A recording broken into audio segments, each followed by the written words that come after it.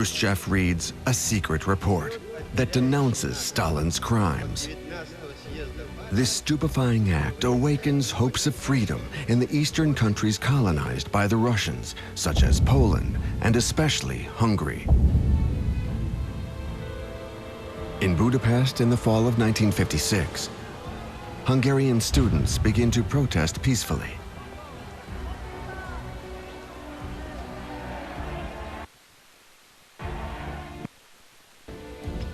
After fierce internal debate, Khrushchev decides to forcibly intervene in Hungary.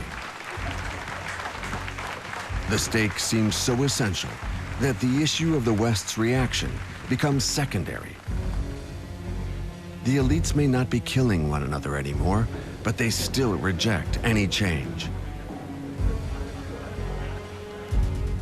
Marshal Konev, one of the heroes in the victory over Germany, is placed in charge of keeping Hungary in check in the name of the Warsaw Pact, which regroups the eastern countries to counterbalance the Atlantic Alliance.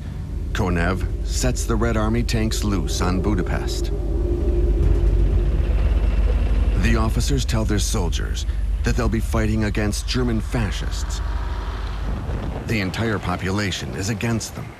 The Hungarian army, trained by the Russians, are on the insurgent side, and its first targets are Soviet symbols.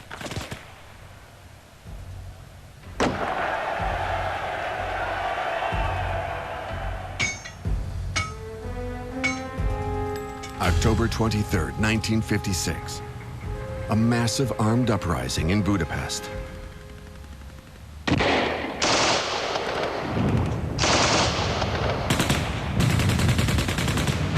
The city is surrounded by Konev's army. Budapest's radio launches a desperate plea.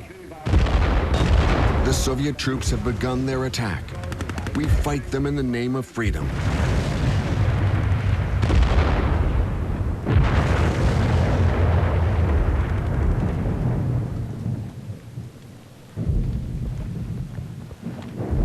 "2,500 Hungarian civilians and military and 800 Soviet soldiers die during these few days of fighting.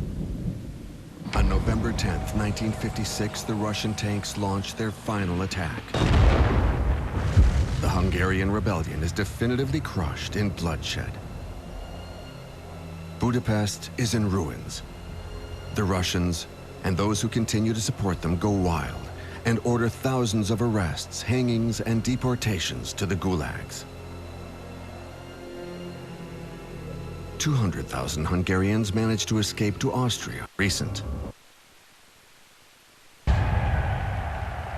In 1956, Mao condemns the rebellions of the Eastern European countries. For him, they are the result of the famous Khrushchev report on Stalin's crimes. Mao sees himself as Stalin's true successor. He sees himself as the master of the world's 1 billion communists. For him, the détente with the West that Khrushchev is aiming for can only weaken the socialist camp.